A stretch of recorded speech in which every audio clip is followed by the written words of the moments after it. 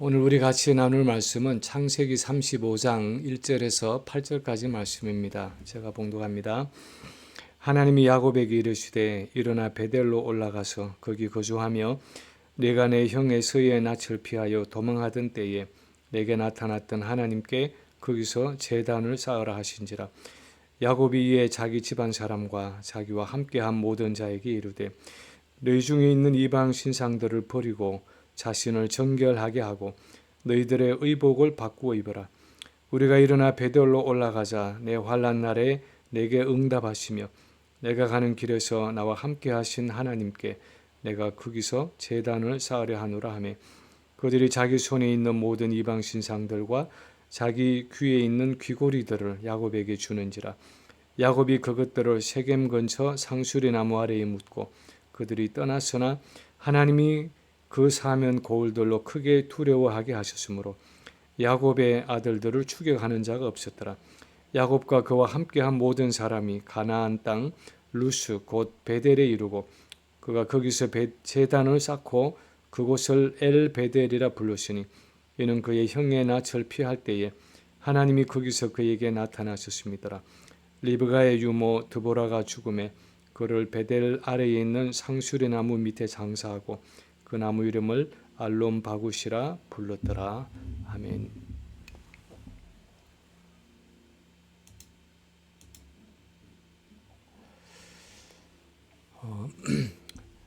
죄악된 몸을 입고 죄악된 세상을 살아가는 이 땅에서의 우리 신앙 생활이라는 것은 항상 그 자리에 머물러 있는 것이 아니라 굴곡을 경험하게 마련입니다. 마치 놀이동산의 청룡열차 이 롤러코스터를 타듯이 항상 업앤다운이 있습니다. 때로는 하나님의 은혜가 충만해서 산 꼭대기에 있는 것 같이 하나님과 가까이 있다고 생각될 때도 있지만 때로는 늪에 빠진 사람처럼 정말 하나님이 계신지조차 확신할 수 없는 영적인 침체에 빠질 때도 있습니다. 사실은 오늘 본문에 나오는 야곱의 모습이 그렇습니다. 야곱이 야복 나루터에서 에서와의 문제 해결을 위해서 하나님께 간구할 때 어쩌면 야곱은 영적으로 충만했다고 말할 수 있습니다. 자기 허벅지 뼈가 탈골될 정도로 결사적으로 천사와 씨름했으니까 요즘으로 말하면 소나무 뿌리를 뽑을 정도로 산에서 철야 기도를 해서 밤새 기도를 해서 하나님의 응답을 받아낼 정도로 야곱은 영적으로 깨어 있었습니다. 그러던 야곱이 이제 문제 해결을 받고는 세겜에 내려가 정착하면서 야곱 자신의 믿음도 그렇고 가족들의 믿음도 서서히 식어져서 어느새 가나안 사람들이 하던 우상 숭배에 빠져들어간 것을 알 수 있습니다. 세겜은 그들이 하나님과 멀어진 곳이었고 그들이 세속화된 곳이었고 그래서 영적인 침체를 경험한 곳이었습니다. 그러던 중에 그곳에서 야곱의 딸 디나가 강간을 당하고 그 보복으로 야곱의 아들들이 세겜의 추장 하몰과 그의 아들을 비롯해서 부족 전체를 학살하고 재산을 약탈했습니다. 그래서 이제 그 주변 부족들에게 보복을 당할 위기에 처했습니다. 그래서 야곱은 두려워하며 떨고 있었습니다. 그런데 그렇게 두려움 속에 있는 야곱에게 하나님이 나타나셨습니다. 그리고 말씀하시기를 베델로 올라가서 거기에 거하고 그곳에서 하나님께 제단을 쌓으라고 하셨습니다. 왜 하나님은 야곱에게 베델로 올라가라고 말씀하셨습니까? 그것은 야곱에게 무슨 의미가 있었고 날마다 영적인 위기와 침체를 당면하는 오늘날 우리에게는 무엇을 의미하는 것입니까? 첫 번째로 베델로 올라가라는 것은 내가 처음 하나님을 만났던 곳으로 돌아가라는 것입니다. 내가 처음 하나님을 만났던 곳으로 돌아가라는 것입니다. 창세기 28장을 보면 야곱이 아버지를 속여서 형이 받을 그 축복을 가로채고 나서 하란에 있는 외삼촌 집으로 도망할 때 들판을 지나는 중에 날이 저물었습니다. 그래서 그 들에서 노숙하면서 돌을 베고 누워 잠을 자다가 꿈속에서 하나님을 만났습니다. 창세기 28장 14, 15절을 보면 하나님이 나타나셔서 이렇게 말씀하십니다. 나는 여호와니 너의 조부 아브라함의 하나님이요 이삭의 하나님이라.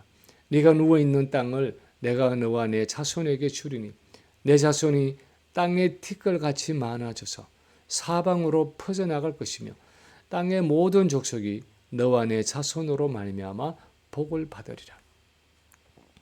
야곱이 그 꿈에서 화들짝 깨어나서 한 첫마디가 여호와께서 과연 여기 계시거늘 내가 알지 못하였도다 하는 고백이었습니다. 아마도 야곱은 할아버지 아브라함으로부터 그리고 아버지 이삭으로부터 여호와라는 그 하나님이 그들에게 나타나셨다는 이야기를 여러 번 들었을 것입니다. 그런데 그때까지 야곱 자신은 한 번도 그 하나님을 개인적으로 직접적으로 만난 적이 없었습니다.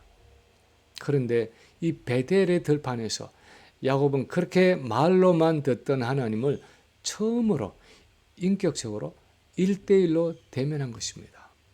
그리고 이 사건을 통해서 자기의 조상들과 함께 계시던 그 언약의 하나님이 자신에게도 함께 계시고 자기 삶에도 역사하신다는 사실을 처음으로 깨닫게 되었습니다. 우리의 삶 속에도 하나님을 처음 만났던 또는 하나님을 새롭게 만났던 과거에 의미 있는 순간들이 있습니다. 고기 잡고 있던 베드로에게 예수님이 찾아오셔서 나를 따라오너라 내가 너를 사람 낚는 어부가 되게 하리라 하고 말씀하셨던 그 첫 순간부터 다메섹으로 가던 바울에게 주님이 정오의 빛같이 나타나셔서 사울아 사울아 네가 왜 나를 핍박하느냐 하고 말씀하시던 것처럼 우리 각 개인의 삶에는 크기도 하고 작기도 하지만 우리가 개인적으로 주님을 만났던 의미 있는 순간들이 있습니다. 그런데 우리 인생의 위기와 영적인 침체의 순간에는 그런 크고 작은 산봉우리와 같은 하나님과의 만남의 순간으로 다시 돌아가서 그 살아계시는 하나님에 대한 믿음을 새롭게 하는 것이 반드시 필요하다는 것입니다.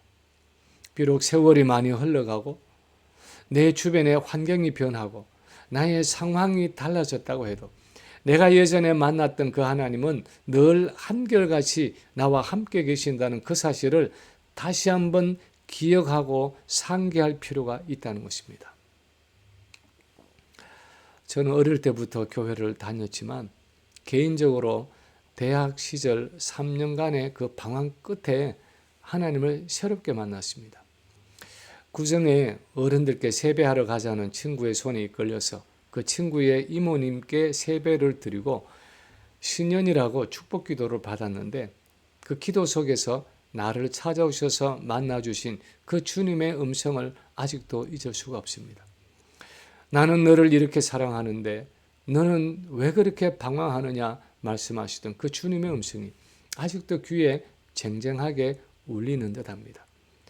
그 음성을 듣고 왜 그렇게 서럽게 많이 울었는지 모릅니다.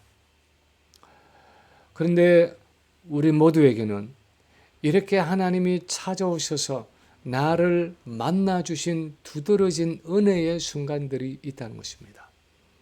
하나님을 처음으로 또는 새롭게 만난 순간들이 있습니다. 주님과의 첫 사랑의 시간들이 있습니다. 그 1대1의 개인적인 만남의 순간으로 돌아가서 그때 만났던 하나님의 실제를 다시 붙들 때 그것이 우리를 영적인 침체와 위기 가운데서 일어나게 한다는 것입니다.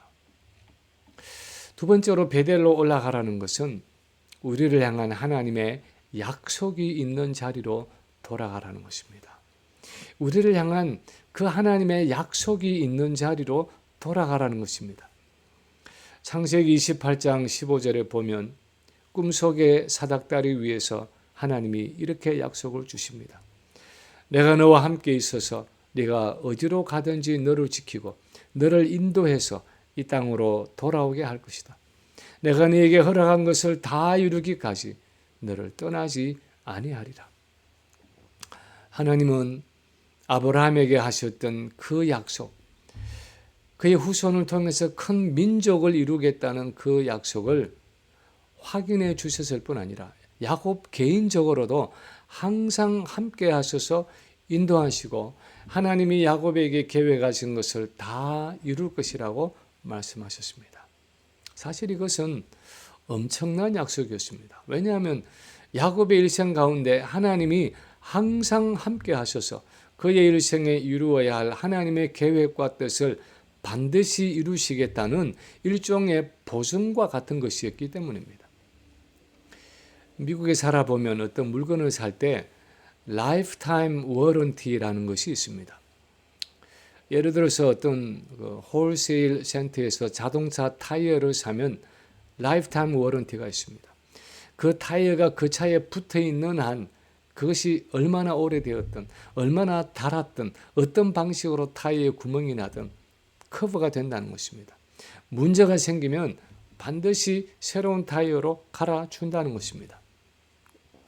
물론 거기에는 대체로 조건들이 붙어 있고 실제로는 그렇게 완전한 워런티가 아닌 것이 사실입니다. 그러나 만약 그런 완전한 라이프타임 워런티가 있다면 적어도 타이어에 대해서는 염려할 필요가 없는 것입니다. 타이어에 못이 박히든 타이어가 찢어지든 타이어에 어떤 문제가 생기는 것으로 인해서 내가 걱정할 필요가 없습니다. 왜냐하면 거기에는 라이프타임 워런티가 있기 때문입니다. 하나님이 베델에서 야곱에게 주신 이 약속은 일종의 라이프타임 워런티 같은 것입니다. 언제 어느 곳에 있든지 무슨 일을 하든지 언약 백성인 야곱과 항상 함께 하셔서 하나님이 그에게 목적하신 것을 다 이룰 때까지 결코 떠나지 않겠다는 것입니다. 다시 말해서 무슨 일이 있어도 하나님이 야곱에게 목적하신 그것을 반드시 다 이루시겠다는 것입니다. 사실 이것은 엄청난 약속이었습니다. 왜냐하면 야곱의 평생을 하나님이 보증하셔서 그의 일생에 이루어져야 할 모든 하나님의 뜻을 반드시 이루시겠다는 일종의 보증수표와 같은 것이기 때문입니다. 우리는 야곱을 향한 이 하나님의 약속을 보면서 마음속에 의구심을 가질 수 있습니다. 정말 그랬을까? 정말 하나님은 야곱의 일생에서 이루어져야 할 하나님의 뜻을 온전히 이루신 것일까? 우리는 야곱이 당했던 많은 고난과 실패와 같은 사건들을 머릿속에 떠올립니다. 야곱의 가정에 있었던 그 많은 우환들을 생각합니다. 사랑하는 라헬을 아내로 얻기 위해서 7년이라는 긴 세월을 일했는데 첫날 밤을 지내고 보니까 자기가 원했던 아내 라헬이 아니라 그 언니 레아였습니다. 그래서 라헬을 위해서 또다시 7년을 일해야 했습니다. 두 아내를 얻기 위해서 총 14년을 일하고 그 후에도 품삯 때문에 외삼촌에게 여러 번 속임을 당하고 외사촌들에게 미움을 받았습니다. 서로 시기 질투하는 두 아내 사이에서 고통을 당해야 했고 내 어머니에게서 태어난 12아들 사이에 여러 갈등도 있었습니다. 세겜에 내려와서는 딸이 강간을 당하는 수모를 당했습니다. 아들들이 세겜의 부족을 전멸시키는 위기도 맞았습니다. 사랑하는 아내 라헬이 베냐민을 낳다가 길에서 산고로 세상을 떠나서 베들레헴 길에다가 장사를 하기도 했습니다. 가장 사랑하던 아들 요셉을 17살에 잃어버리고 30이 되어서 애굽에서 만날 때까지 짐승에 찢겨 죽은 줄로만 알고 슬픔의 세월을 보냈습니다. 그런데도 하나님은 야곱의 일생에서 허락하신 모든 일, 이루어져야 할 모든 일을 이루신 것일까? 우리는 그 하나님의 라이프타임 워런티에 대해서 의아한 생각이 들 수 있습니다. 그러나 우리가 아는 것은 하나님은 야곱의 그 여러 고난과 실패처럼 보이는 일들을 통해서도 그를 향한 하나님의 계획을 묵묵히 이루어 가셨다는 사실입니다.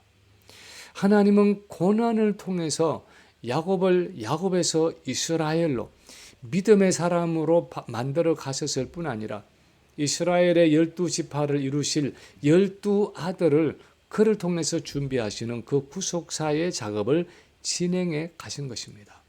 그래서 하나님의 구속사라는 관점에서 보면 하나님은 약속하신 것처럼 야곱과 항상 함께 하셨고 그를 통해서 이루고자 하신 뜻을 다 이루신 것입니다. 소위 라이프타임 워런티를 실제로 이행하신 것입니다. 하나님은 이제 야곱을 베델로 올라가게 하심으로 그 하나님의 약속을 상기시켜 주셨습니다. 그래서 그 어떤 상황에서도 두려워하지 말고 불안해하지 말고 하나님이 반드시 그에게 약속하신 것을 다 이루실 줄로 믿고 아무리 힘들고 어려운 상황이 닥쳐와도 낙심하거나 절망하지 말라는 것입니다. 하나님은 반드시 언약 백성을 향하신 그분의 뜻을 다 이루신다는 것입니다. 우리는 흔히 내 주변의 일들을 내 개인적인 관점으로만 바라볼 때가 있습니다. 내가 얼마나 유복하게 살고 내가 얼마나 편안하게 살고 내가 얼마나 문제 없이 살고 내가 얼마나 안락하게 사는가 하는 관점으로만 내 삶을 바라볼 때가 있습니다. 근데 사실 그것은 세상 사람들이 일반적으로 가지고 있는 관점입니다. 그런 관점에서 보면 때로는 내게 하나님의 약속이 이루어지지 않고 있는 것처럼 보일 수 있습니다. 하나님의 임재와 동행이 없는 것 같이 느껴질 때가 있습니다. 그러나 나를 통해서 어떻게 하나님의 나라가 이루어지고 있는가 하는 관점으로 내 삶을 바라보면 내게 닥쳐오는 이 고난과 실패의 의미가 상당히 달라질 수 있습니다. 내 인생의 고난과 실패를 통해서 나를 하나님의 사람으로 빚어가시고 그분의 구원의 목적을 이루어 가시는 하나님의 손길을 볼 수 있습니다. 요셉의 삶을 보십시오. 그렇게 형들의 손에 억울하게 노예로 팔려가고 거기다가 누명을 쓰고 감옥에 갇히는 그의 숱한 고난과 실패한 듯 보이는 그의 삶이 사실은 그를 애굽의 총리 대신으로 만들어 가시는 하나님의 과정이었습니다. 하나님의 방식이었습니다. 우리가 고난을 통과해서 나중에는 다 애굽의 총리 대신 같은 부귀와 영화를 누리게 된다는 뜻이 아닙니다. 어떤 모습으로든 하나님은 우리를 구속사의 크고 작은 어떤 중요한 부분을 감당하게 하신다는 의미입니다. 우리 각자를 향하신 그분의 구속사적인 계획과 목적을 이루어 가시는 것입니다. 그래서 내 삶이 힘들고 어려울 때, 내가 영적으로 낙심되고 절망될 때, 내가 인생의 위기에 직면해 있을 때 내게 약속을 주시고 그 약속을 반드시 이루겠다고 말씀하신 내 베델의 하나님을 기억해내고 그 약속을 다시 붙잡음으로 두려움 없이 계속해서 앞으로 나아가라는 것입니다. 세 번째로 베델로 올라가라는 것은 또한 하나님을 향한 헌신과 결단의 자리로 돌아가라는 것입니다.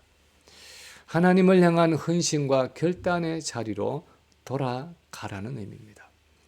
창세기 28장 20절 이하에 보면 잠에서 깬 야곱이 베개로 삼았던 돌을 가져다가 세우고 그 위에 기름을 붓고는 이렇게 서운했습니다.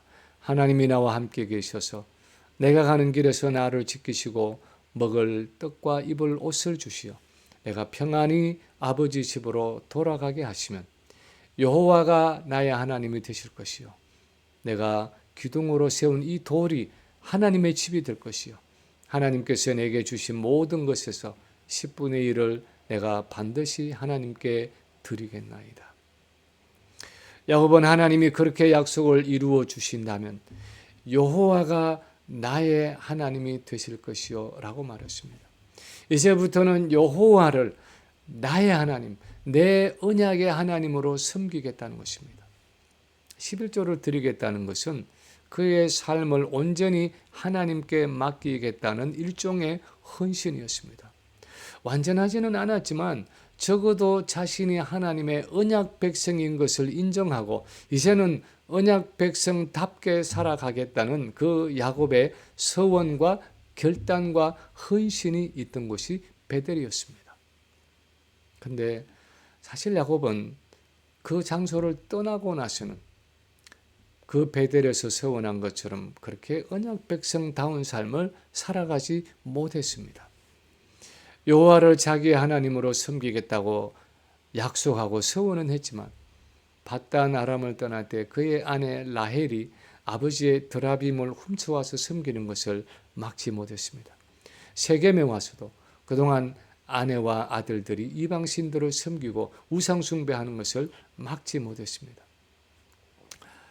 그런데 35장 2절에 보면 이제야 야곱이 자기 가족들에게 명합니다. 너희 중에 있는 이방 신상들을 버리고 자신을 정결하게 하고 너희의 의복을 바꾸어 입어라.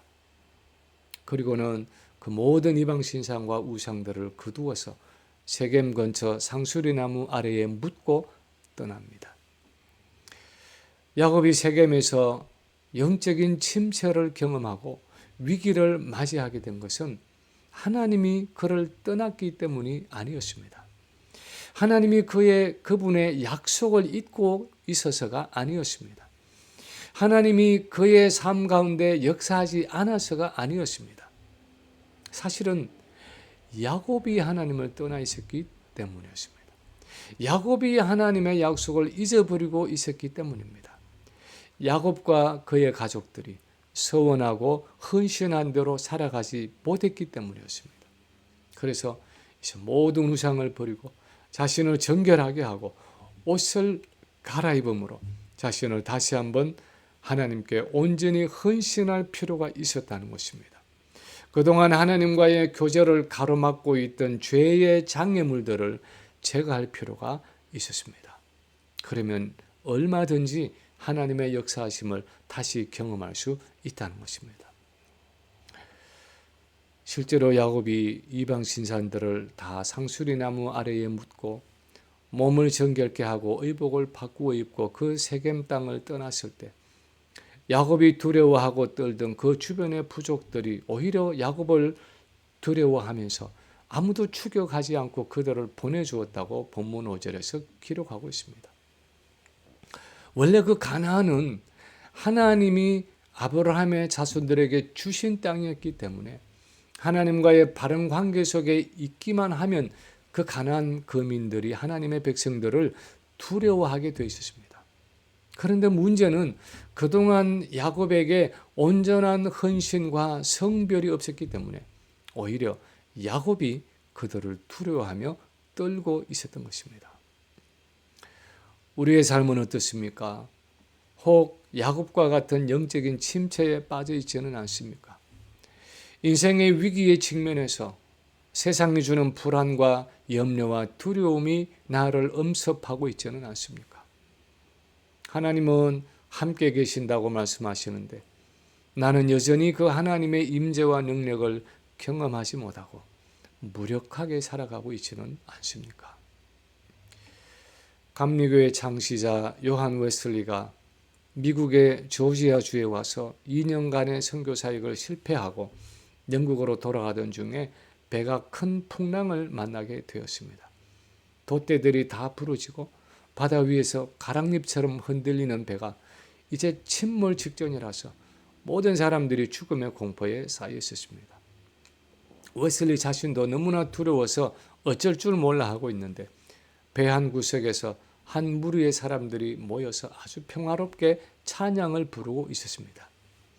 선교사인 내가 이렇게 두려운데 이들은 도대체 누구이기에 이렇게 초연하게 이 폭풍 속에서 찬양을 부를 수 있는가? 너무나 충격을 받은 웨슬리가 그들에게 물었습니다. 당신들은 두렵지 않습니까? 우리는 전혀 두렵지 않습니다. 하고 그들이 대답했습니다. 어째서 당신들은 죽음을 두려워하지 않습니까? 하고 물었더니 그들이 대답했습니다. 우리는 예수를 믿는 사람들입니다. 예수님이 우리와 함께 계십니다. 그리고는 웨슬리에게 물었습니다. 당신은 예수를 아십니까? 예수를 믿으십시오. 웨슬리에게 예수를 믿으라고 권한 그들은 바로 독일의 진젠돌프 백작과 함께 신앙생활을 했던 모라비안 교도들이었습니다.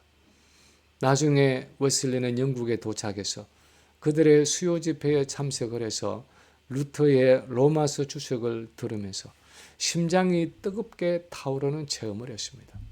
그는 자신의 죄와 영적인 자만을 내려놓고 하나님께 다시 한번 온전히 헌신하며 영적인 회복과 부흥을 경험했습니다.